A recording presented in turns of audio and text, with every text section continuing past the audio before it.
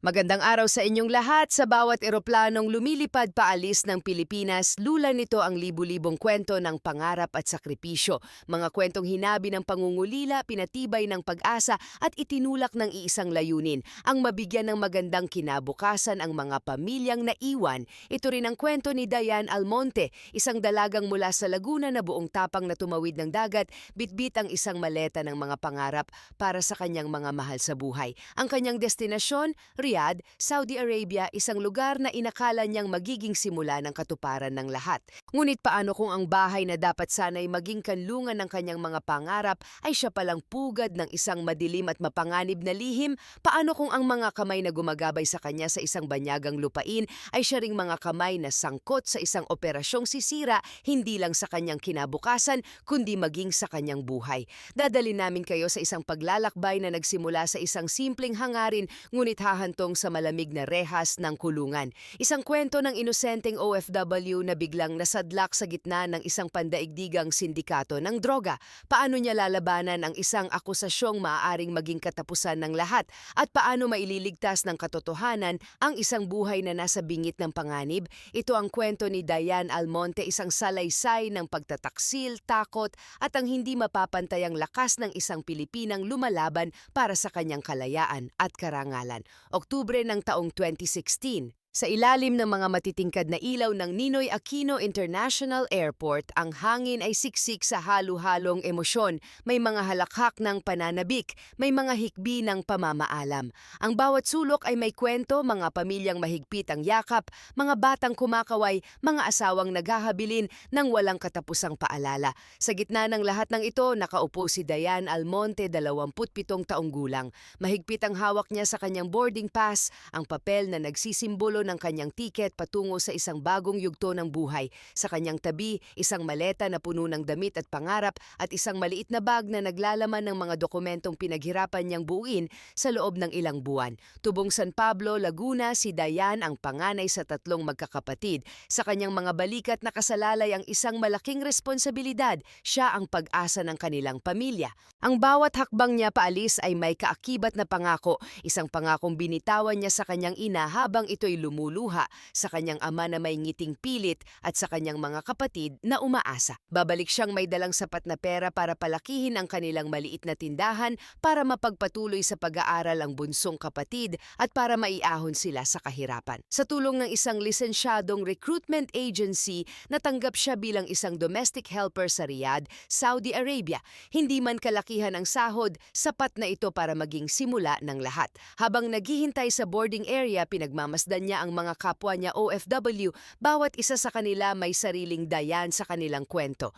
May takot sa kanilang mga mata, ngunit mayroon ding determinasyon. May kaba, ngunit mayroon ding pananabik. Nang tawagin ang kanyang flight, huminga siya ng malalim. Ito na iyon. Isang huling sulyap sa pamilyar na paligid ng Pilipinas at pagkatapos ay isang hakbang patungo sa hindi pamilyar na mundo ng gitnang silangan. Ang pagdating sa Riyadh ay isang dagok sa kanyang pakiramdam. Sinalubong siya ng init na tila kumakapit sa balat. Isang init na ibang-iba sa hanging probinsya na kanyang kinalakihan. Ang kanyang mga amo, isang mayamang mag-asawa na sina Khalid Al-Mutairi, 40 anyos, at ang asawa nitong si Hiba Kasim, 38 taong gulang. Sila ay walang anak. Sa unang tingin, sila'y tila mababait at magalang. Maayos ang kanilang pakikitungo sa kanya. Ipinakita sa kanya ang kanyang magiging silid, maliit ngunit malinis. Ipinakilala sa kanya ang mga gawaing bahay. Ang lahat ay tila nasa ayos. Ang mga unang buwan ay lumipas ng payapa.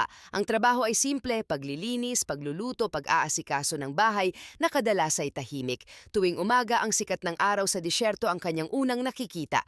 At sa pagsapit ng gabi, ang buwan ang kanyang nagiging kasama. Mula sa maliit na bintana ng kanyang kwarto, madalas niyang titigan ng buwan, iniisip ang kanyang pamilya sa Pilipinas. Ang buwan na iyon ang nagsisilbing tulay sa pagitan ng kanyang pangungulila at ng kanyang mga pangarap. Sa bawat sahod na kanyang natatanggap, agad niya itong ipinapadala. Ang kagalakan sa boses ng kanyang ina sa telepono ang kanyang nagiging lakas para magpatuloy. Ngunit sa likod ng payapang fasade ng malaking bahay, may mga aninong unti-unting gumagapang. Nagsimula ito sa mga maliliit na bagay na hindi niya pinapansin noong una.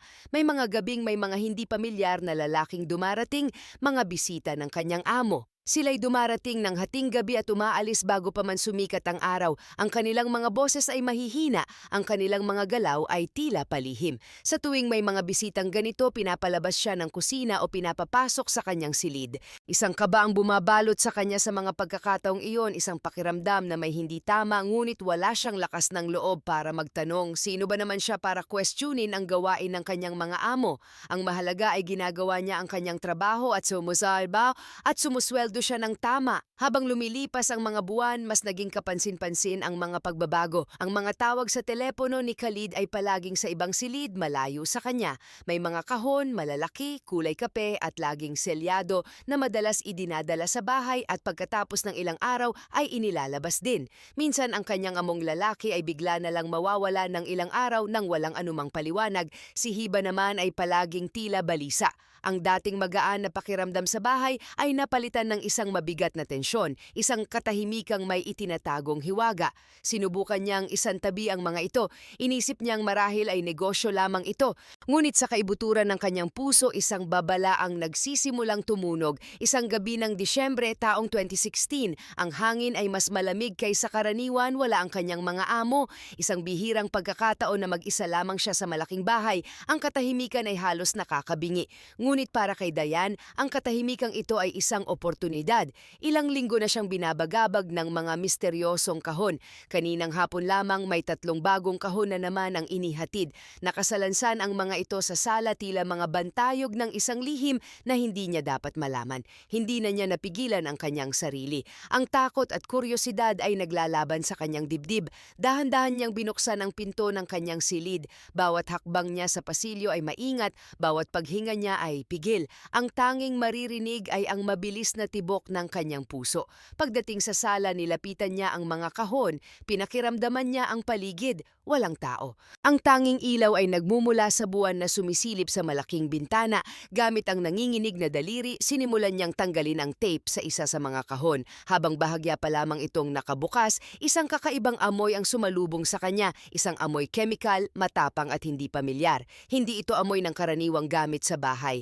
Lalong lumakas ang kabog sa kanyang dibdib, ngunit itinuloy niya. Nang tuluyan niyang mabuksan ang takip, tumambad sa kanya ang isang bagay na hindi niya inaasahan. Mga pakete, maraming pakete na maingat na nakaselyo at nakabalot sa plastik. May mga marka at numero sa bawat isa, mga kodigong hindi niya maintindihan. Hindi niya alam kung ano ang mga iyon, ngunit malinaw sa kanya na ito ay ilegal. Ito ay mali. Bago pa man niya maisara ang kahon, isang malakas na tunog ng pagbukas ng pinto sa labas ang halos magpatigil sa paghinga niya. Nanigas siya sa kanyang kinatatayuan. Ang kanyang mga mata ay nanlalaki sa takot. Narinig niya ang mga yabag, mabibigat na yabag na papalapit mula sa main door. Sa sobrang taranta, mabilis niyang isinara ang kahon, inayos ang tape na parang hindi nabuksan at walang ingay na nagtago sa madilim na sulok ng kusina. Ang kanyang puso ay tila sasabog sa kanyang dibdib. Isang malaking lalaki na may kausap sa telepono, ang kanyang boses ay malalim at may awtoridad. Dahan-dahan itong naglalakad papalapit sa sala kung saan ilang saglit lang ang nakalipas ay naroon siya. Sa sandaling iyon, ramdam ni Dayan ang bawat pintig ng kanyang pulso sa kanyang lalamunan. Nang umakyat ang lalaki sa ikalawang palapag, sinamantala niya ang pagkakataon. Walang ingay na binuksan niya ang pinto ng kusina at dahan-dahang gumapang pabalik sa kanyang silid. Pagkapasok, isinara niya ang pinto ng walang kaluskos, pinatay ang ilaw at humiga sa kama nagkunwaring tulog. Sa ilalim ng kumot, nanginginig ang kanyang buong katawan. Pilit niyang pinapakalma ang kanyang sarili, ngunit ang imahe ng mga pakete at ang amoy ng chemical ay nakatatak na sa kanyang isipan. Sa labas ng kanyang silid, rinig pa rin niya ang mga yabag at ang mahihinang tawanan ng mga lalaking dumating. Hindi niya maintindihan ang kanilang pinag-uusapan, ngunit hindi na iyon mahalaga. Iisa lang ang malinaw sa isip ni Dayan, isang malaki at mapanganib na lihim ang kanyang natuklasan, at alam niyang sa mundong ginagalawan ng kanyang mga amo, ang kaalamang ito ay maaaring maging kanyang kamatayan. Sa kabila ng takot, pinili niyang manahimik. Ano nga ba ang magagawa niya? Isa lamang siyang kasambahay sa banyagang lupain. Wala siyang kakilala, wala siyang mapupuntahan. Ang tanging mahalaga sa kanya ay ang buwanang remittance na nagpapaaral sa kanyang kapatid at bumubuhay sa kanyang pamilya. Ang pangako niya sa sarili na makakauwi siyang ligtas, kaya't ipinikit niya ang kanyang mga mata at nagpasya, magiging bulag siya, pipi at bingi. Inisip niyang hanggat maayos ang pakikitungo sa kanya at natatanggap niya ang kanyang sahod, mananatili siyang ligtas. Isang desisyong pagsisisihan niya habang buhay. Ang mga sumunod na linggo ay naging isang uri ng pagpapahirap. Bawat araw ay isang paglalakad sa ibabaw ng maninipis na bubog. Ang dating normal na mga gawain ay nabalot na ng takot. Ang bawat pag-alis at pagdating ng kanyang amo, ang bawat tawag sa telepono, ang bawat pagbisita ng mga estranghero sa gabi ay nagdudulot ng matinding kaba sa kanyang dibdib. Hindi na niya kayang tingnan ng diretso sa mata ang mga ito. Sa likod ng kanilang mga ngiti at magagalang na utos, nakikita na niya ang anino ng kanilang mga gawain. Siya ay isang bihag sa isang bahay na puno ng mga lihim, isang silenteng saksi sa isang krimen na hindi niya lubos na maunawaan. Hanggang sa isang gabi ng Pebrero, taong 2017, isang pangyayaring hindi niya inaasahan ang biglang wawasak sa pekeng kapayapaan na kanyang pinanghahawakan. Nasa loob siya ng kanyang kwarto, naghahanda ng matulog ng isang malakas na kalabog mula sa labas ang yumanig sa buong kabahayan. Sinundan ito ng mga sigaw sa wikang Arabic na hindi niya maintindihan at mga yabag ng maraming taong tila nagmamadaling pumasok. Ang kanyang puso ay biglang kumabog ng napakabilis. Sa una inakala niyang mga magnanakaw.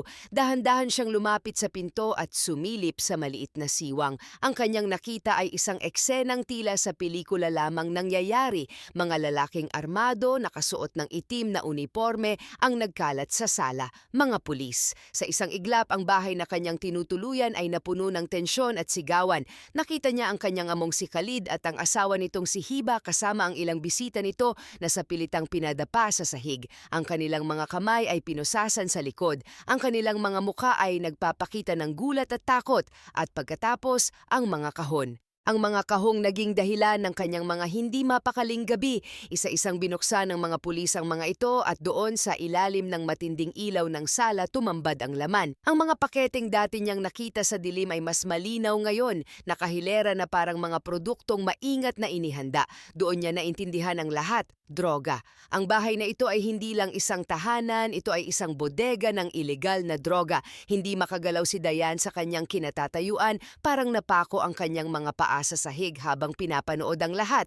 Ang kanyang isip ay blanko. Ang takot ay tila isang malamig na kamay na humahaplos sa kanyang buong katawan. Nanatili siyang nakatago sa likod ng pinto, umaasang hindi siya mapapansin. Ngunit huli na ang lahat. Isang opisyal ang nakapansin sa bahagyang nakabukas na pinto ng kanyang silid. Lumapit ito at sa isang malakas na tulak bumukas ang pinto. Ang kanilang mga mata ay nagtagpo. Ang malamig at mapanuring titig ng pulis at ang nanlalaking mga mata ni Dayan na puno ng takot. Sa halong takot at pagkabigla hindi siya nakapagsalita, dinala siya palabas ng kwarto at isinama sa mga taong nakaposas. Para sa mga autoridad, lahat ng nasa loob ng bahay na iyon ay suspek. Walang pinagkaiba. Empleyado ka man o amo, sa presinto ang simoy ng gabi ay napalitan ng malamig at nakakakilabot na hangin sa loob ng selda. Sa unang araw ng interogasyon, wala siyang masabi. Paano niya ipapaliwanag ang isang bagay na hindi niya lubos na alam? Ang tanging alam niya ay wala siyang kinalaman sa mga kahong iyon. Ngunit ang kanyang pangalan ay agad na naisama sa listahan ng mga iniimbestigahan. Para sa mga pulis, ang paninirahan niya sa bahay sa loob ng ilang buwan ay sapat na dahilan para pagdudahan ang kanyang posibleng partisipasyon. Isa siyang kasambahay, oo, pero sino ang makapagsasabi na hindi siya ginamit bilang tagabantay o tagapag-ugnay? Sa mga sumunod na araw, ang mga tanong ay paulit-ulit na parang sirang plaka. Sino ang mga lalaking bumibisita sa bahay? Alam ba niya ang laman ng mga kahon? Saan dinadala ang mga iyon? Sa bawat tanong, ang tanging na ibibigay lang ni Dayan ay mga pira-pirasong detalye. Ang mga oras ng pagdating ng mga hindi kilalang tao, ang mga sandaling pinapalabas siya ng bahay, ang kakaibang pakiramdam na may mali, ngunit wala siyang ebidensya. Ang kanyang mga sagot ay tila kulang at kahina-hinala sa pandinig ng mga investigador. Ang kanyang kawalan ng kaalaman ay mistulang isang kasinungalingan. Habang siya ay nakakulong at unti-unting nilalamon ng kawalan ng pag-asa sa Pilipinas, Pilipinas, isang tawag mula sa Riyadh ang dumating sa kanilang bahay sa Laguna, isang tawag na magiging simula ng kanilang sariling kalbaryo. Nang marinig ng ina ni Dayan ang balita mula sa isang opisyal ng embahada, halos mabuwal ito sa kinauupuan. Ang kanyang anak, ang kanyang panganay, ang pag-asa ng kanilang pamilya ay nasa kulungan sa Saudi Arabia. Ang dahilan, droga. Ang salitang iyon ay parang isang punyal na tumusok sa puso ng buong pamilya. Ang pangarap na kanilang pinagsaluhan ay biglang naging isang napakasamang bangungot. Sa loob ng malamig na selda, ang mga araw ay tila walang katapusan. Bawat tunog ng susi sa rehas ay nagdudulot ng sabay na kaba at pag-asa. Ngunit ang mga araw ay naging linggo at si Dayan ay nanatili doon, napapaligiran ng mga estranghero sa isang sistemang hindi niya naiintindihan. Ang tanging nagpapalakas sa kanyang loob ay ang mga panalangin at ang alaala ng kanyang pamilya. Hanggang sa isang araw nagsimulang kumilos ang embahada ng Pilipinas sa Riyadh. Isang welfare officer ang dumalaw sa kanya. Ang pagbisitang iyon ay parang isang baso ng tubig sa isang taong nauuhaw sa disyerto. Nagbigay ito ng kaunting pag-asa. Tiniyak sa kanya ng opisyal na gagawin nila ang lahat para patunayang wala siyang kinalaman sa ilegal na gawain ng kanyang amo.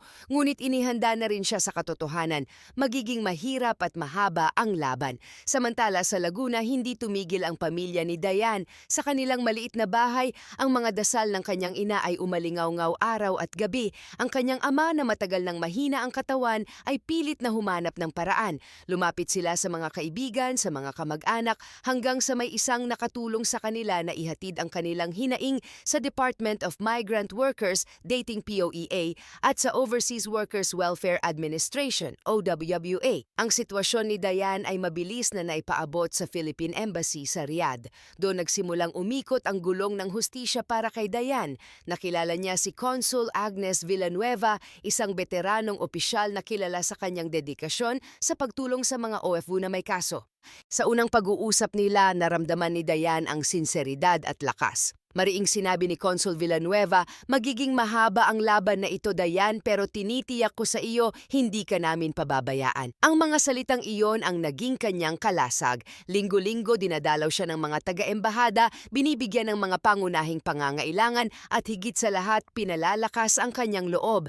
Habang nagpapatuloy ang investigasyon ng mga autoridad ng Saudi, unti-unting lumalabas ang mga ebidensya. Napag-alaman na ang amo ni Dayan ay matagal nang nasa watchlist ng mga autoridad. Siya ay bahagi ng isang malaking sindikatong sangkot sa drug trafficking sa buong Gulf region.